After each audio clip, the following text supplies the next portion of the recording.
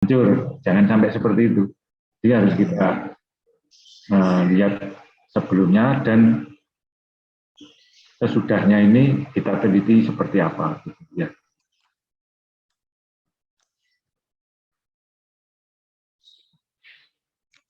Oh, ini ada dari Pak Samsul Hadi, ada pertanyaan, Prof. Barangkali perlu ditambahkan pengertian apa itu efek rumah kaca, dampaknya kepada manusia, bagaimana, Pak? Nah, ini pemanasan global. Efek rumah kaca itu secara gambaran sederhananya itu ya, jadi gas CO2 itu naik, terapung, kan dia nggak bisa terus langsung keluar sampai di luar atmosfer karena ada gaya tarik bumi ini, sehingga pada ketinggian tertentu dia di situ akan menyebar ke seluruh permukaan bumi pada ketinggian tertentu itu. Nah, kenapa efek rumah kaca? Seperti hanya gambaran yang gampangnya, jadi kalau energi panas atau sinar itu masuk ke rumah kaca itu ya, terus setelah energi yang masuk itu tidak ada, harusnya energi yang di muka bumi ini keluar. Tidak bisa keluar, akhirnya tertahan oleh gas CO2 itu tadi. Nah, dari sini ya, itu yang menyebabkan energi di muka bumi semakin lama semakin panas. Jadi dunia semakin panas, yaitu nanti apa efek sampingnya? Ya banyak sekali, seperti mungkin cuaca ini ya sekarang sulit diprediksi. Kalau dulu itu istilahnya musim kemarau penghujan itu bulan-bulan tertentu, kalau sekarang kemungkinan sudah mulai tidak menentu. Terus kemudian kalau itu diteruskan, es yang di kutub itu akan panas, juga akan mencair, permukaan laut naik ya. Permukaan laut naik, akibatnya pada kota-kota yang rendah sekali ya, akan tenggelam itu. Solusinya sampai sekarang belum ada untuk menghilangkan gas itu. Kemungkinan hanya dengan apa? Menghambat itu, mengurangi gas CO2 itu. Ini beda dengan yang waktu AC. Kalau AC itu nanti merusak ozon. Nah, kalau merusak ozon itu ultraviolet banyak yang masuk dan sebagainya itu. Jadi efek rumah kaca sama kerusakan ozon beda. Nah itu saya kira penjelasan dari saya. Terima kasih banyak kepada Profesor Bambang atas pemaparan materinya yang sangat menarik sekali, yakni mengenai energi, karena kita tahu bahwa apabila kita terus menggunakan energi fosil, maka energi tersebut akan habis dan akan terjadi krisis energi. Maka dari itu diperlukan energi terbarukan, khususnya untuk daerah pedalaman, agar daerah pedalaman juga menikmati hasil dari energi tersebut. Terima kasih kepada Profesor Bambang. Terima kasih banyak. Iya.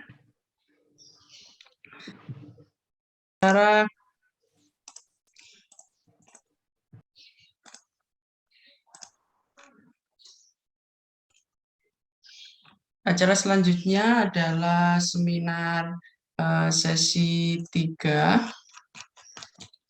yang setelah ini akan dibawakan oleh Bapak Mustafa Abdillah, yakni bertemakan nanti pengelolaan keselamatan ketenaga listrikan di PT PJB UB Pak Paitong.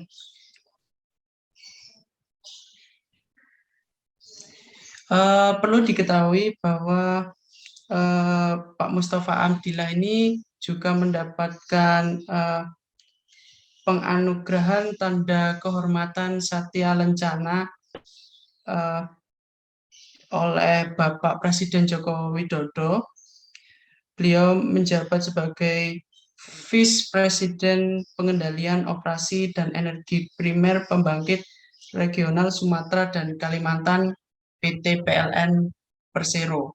Kepada Bapak Mustafa Abdillah STMT, kami persilahkan. Terima kasih Pak Arif. Bismillahirrahmanirrahim. Assalamualaikum warahmatullahi wabarakatuh. Waalaikumsalam. Yang saya hormati Sita Saktinika dari Politema Malang, para pembicara satu tadi ada Ibu Fatia, dan yang kedua dari Pak Bambang Irawan, Prof. Bambang Irawan. Izin share terkait materi seminar ini dari saya. Mungkin ini berbeda ya antara materi ini. Saya diminta Pak Ahlis untuk memberikan sedikit pengelolaan pembangkit, Pak. Saya izin share dulu.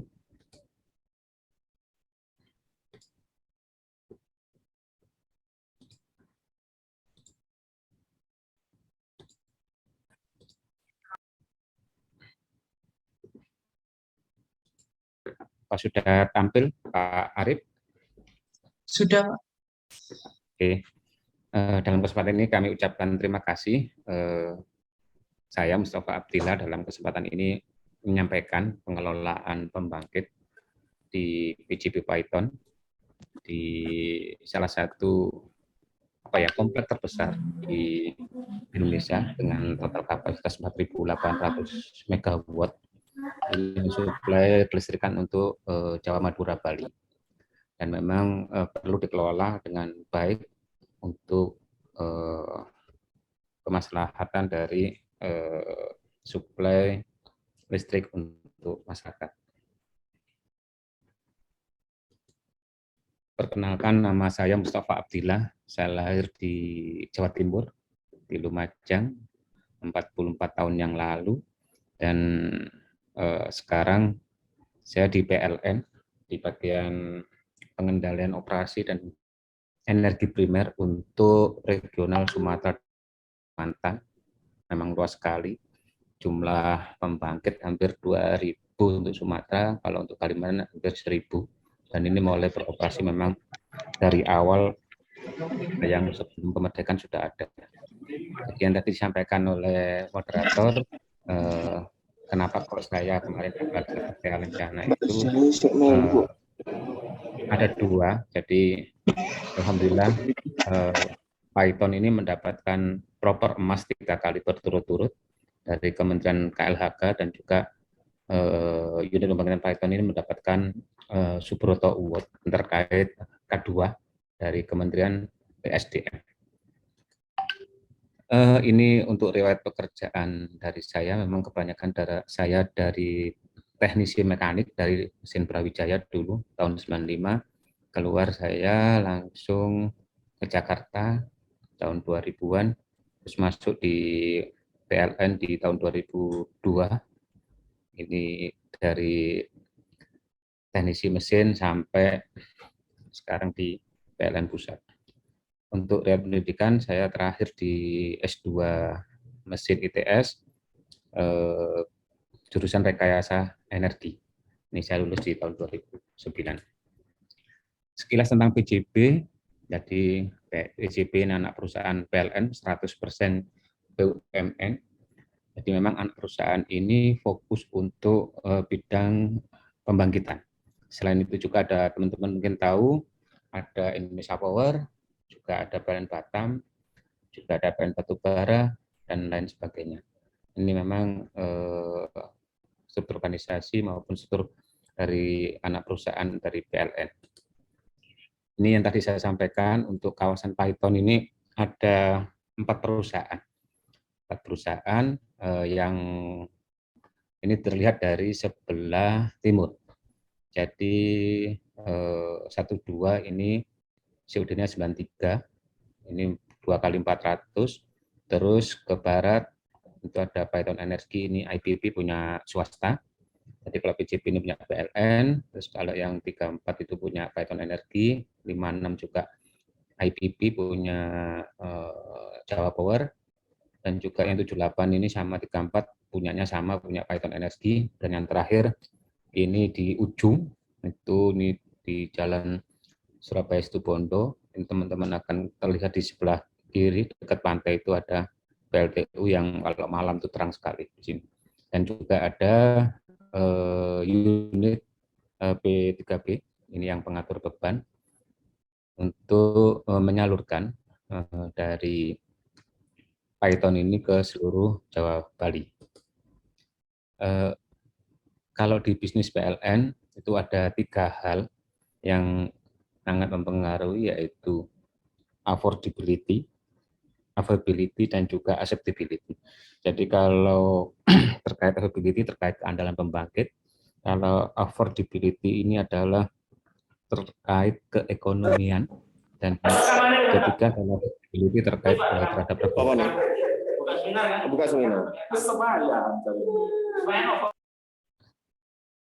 Oke, saya lanjutkan. Jadi PLN sendiri itu melingkupi pembangkitan, transmisi, dan distribusi. Dari PLTU Python tadi sedikit persentasenya 5,2% ke sistem Jawa Madura Bali. Jadi kalau sekarang ini beban puncak di 28 ribuan. Kalau Python ini 2 kali 800. Gitu. Ini profil Python, lokasinya di Kabupaten Probolinggo, pasnya di Kecamatan Python dan Desa Binor. Ini memang jenisnya kita PLTU batubara, tapi sudah kita co-firingkan dengan SUDAS. SUDAS itu apa itu hasil perkajian dari tanaman-tanaman, terutama di sana itu untuk sengon di situ. Jadi sudah kita masuk di 5%. Jadi memang ada rencana penggunaan biomas di sana. Terus untuk kebutuhan bahan bakar ini 275 ribuan ton per bulan. Ini untuk sistem Jawa Bali ini tadi 3,3%, dengan kapasitas totalnya 2 kali 400, dengan kapasitas netnya itu 2 kali 10. Jadi untuk pemakaian sendiri itu 30 ampere, 6-7%. Manufaktur dari boilernya itu dari CE, dari Combustion Engineering Amerika, dengan generator dan turbinnya dari Jepang, yaitu Toshiba. Ini tahun operasinya unit 1 itu tahun 94, sedangkan unit 2 setahun sebelumnya ini di tahun 93. Dan alhamdulillah kita bisa go live, co-firing di 10 Juni tahun 2020. Jumlah tenaga kerja di 266 karyawan organik. Ini kami sampaikan 8% wanita memang di OP Python, yang lain ini 92% itu untuk laki-laki. Memang kebanyakan persentase dari pembangkitan itu banyak di operasi dan pemeliharaan. Jadi untuk operasi itu hampir 100 orang yang harus nge-shift, 25 orang per shift.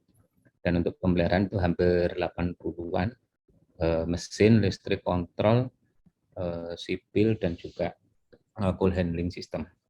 Jadi memang rata-ratanya teman-teman muda, 36 tahun, alhamdulillah semua telah sertifikasi, dan ini merupakan salah satu syarat dalam pengelolaan K2 keselamatan ketenagakerjaan yang ditetapkan oleh Kementerian ESDM.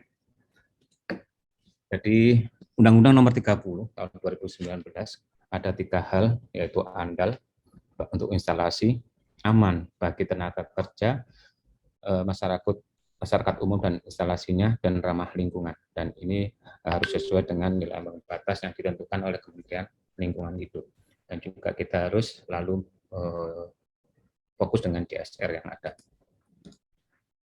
Dan juga kita harus layak dioperasikan, kita harus mendapatkan sertifikat layak operasi, baik unit 1, unit 2.